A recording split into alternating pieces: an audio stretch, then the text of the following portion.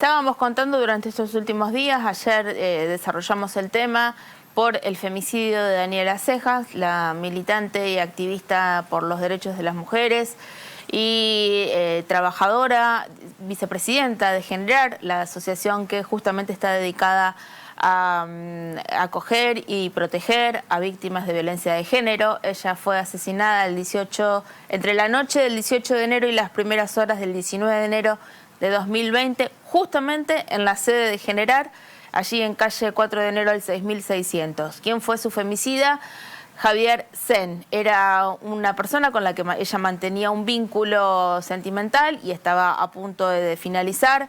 Este hombre entró a ese domicilio, la golpeó, la asfixió y esos fueron los motivos por los cuales falleció. En el día de hoy se conoció la sentencia. Los jueces Nicolás Falkenberg, Pablo Ruiz Steiger y Leandro Lazzarini, por unanimidad, dispusieron la prisión perpetua para Javier Sen. El femicida tiene 51 años. El juicio oral y público comenzó el 10 de febrero pasado, es decir, que en muy poco tiempo se pudo llegar a una definición. El proceso judicial fue oral y público, como decía. La fiscal es Ana Laura Lloria y los querellantes fueron Carolina Walker y Matías Pautazo. Ambos, tanto la querella como la fiscalía, pedían prisión perpetua. La absolución era algo que había pedido la defensa de oficio. De oficio, sí, claro. La defensa de oficio. El delito, ahí estamos viendo a la fiscal. Ella es Ana Laura Lloria. Disculpa que te interrumpa, recordemos. ¿Qué alegó? Que no había pruebas que lo puedan vincular. Claro, la defensa pública alegó que no había pruebas suficientes. Ajá. Que no había pruebas suficientes. Sí, efectivamente, lo que tanto la Fiscalía como la querella demostraron es, primero, cámaras de seguridad de la zona. Donde se lo veía ingresar. Exacto. El testimonio de un vecino y las comunicaciones telefónicas que había en el teléfono celular, tanto de la víctima como... Aunque él había borrado el contacto... Él había borrado el contacto de Daniela. ¿Esto fue un sábado? Esto fue el sábado 18 de enero de 2020, a las 9 de la noche aproximadamente, hasta las primeras horas del domingo. El cuerpo sin vida de Daniela lo encontró su marido, claro, en la sede de Generar el domingo a la mañana. No, te decía porque dicen que los días sábados ellos se encontraban. Exactamente, se parece que se encontraban ahí, ese era el lugar de encuentro. O eso también sumaría como una especie de prueba también. Sí, exactamente. Se frecuentaban los sábados en ese lugar. Por eso, digamos, hay un montón de elementos que certifican justamente o que avalan que femicida fue Sen. El delito por el cual fue culpado es homicidio calificado por el vínculo, justamente, en contexto de violencia de género. Daniela fue golpeada y asfixiada, esas fueron las causas de su muerte, y la hallaron, como decía, el domingo al otro día. Esto generó un gran revuelo, lo acentuábamos ayer, lo remarcábamos, porque el femicidio de una militante por los derechos de las mujeres y en contra de la violencia de género es un golpe muy duro. Es un golpe muy duro.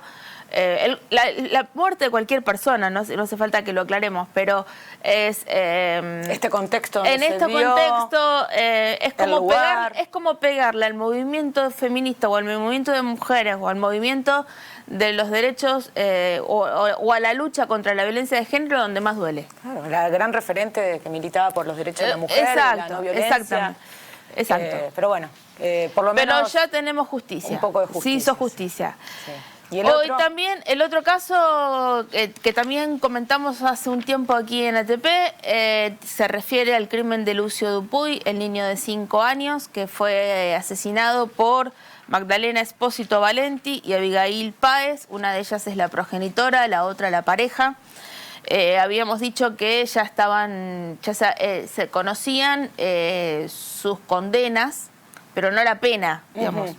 En el día de hoy justamente se dictó la prisión perpetua para ambas por el asesinato de Lucio. El asesinato fue cometido el 26 de noviembre de 2021. El niño falleció a raíz de haber recibido una brutal golpiza.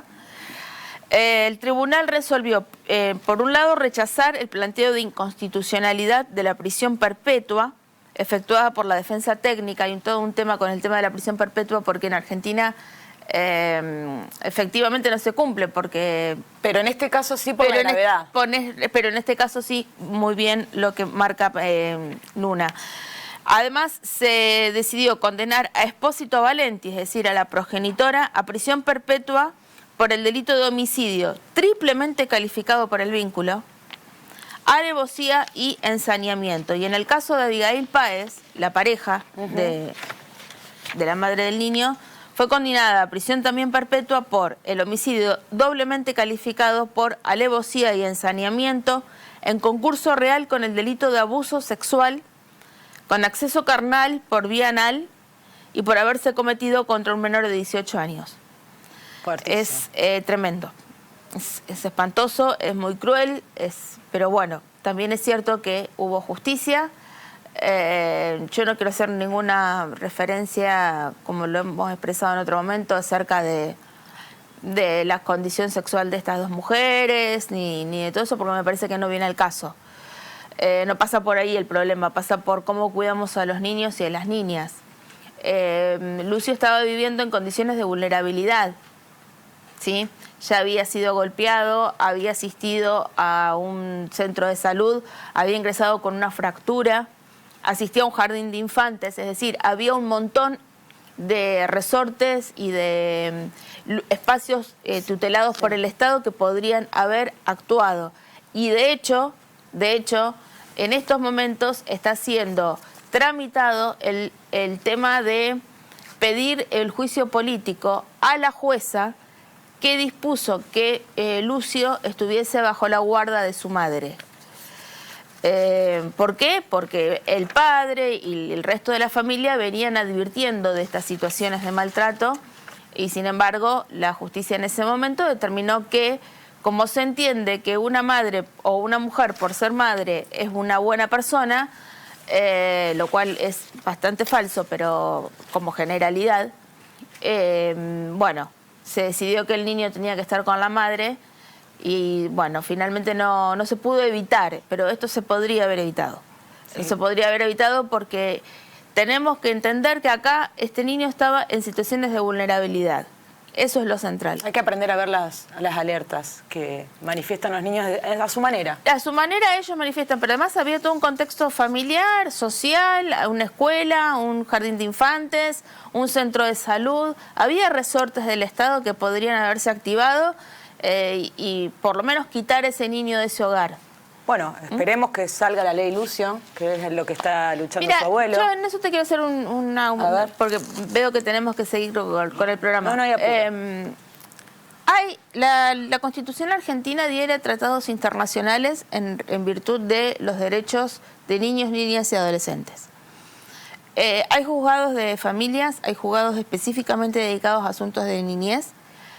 La Defensoría del Pueblo a nivel nacional y a nivel provincial también tiene una Defensoría de la Niñez. Es decir, si vamos a crear esto es una reflexión, una opinión personal que hago. Yo creo que todo lo que sea capacitación suma, siempre suma. Es muy bueno saber y qué es lo que tenemos que hacer. Pero a nivel legal, la Argentina está muy bien dotada de herramientas para ejercer. El tema es que todo esto se lleve a la práctica.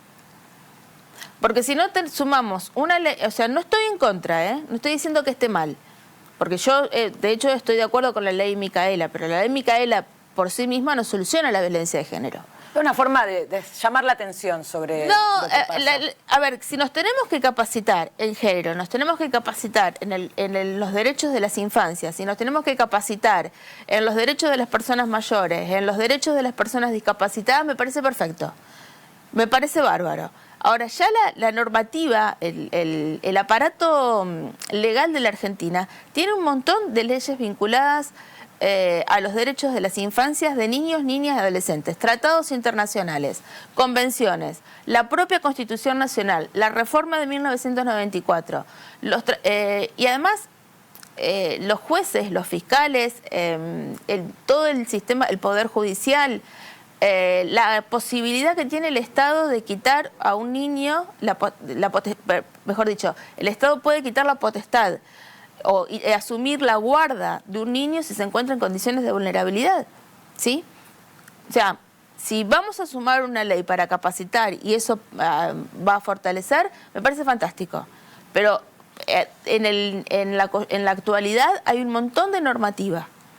Entiendo, sí, sí. A eso me parece... Hay que ponerlas en práctica. Exacto.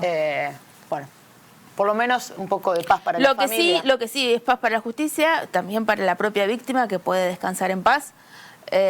Sus familiares, ojalá que nunca más tengamos que hablar de un caso de este tipo, porque la verdad es que es muy brutal y muy desgarrador.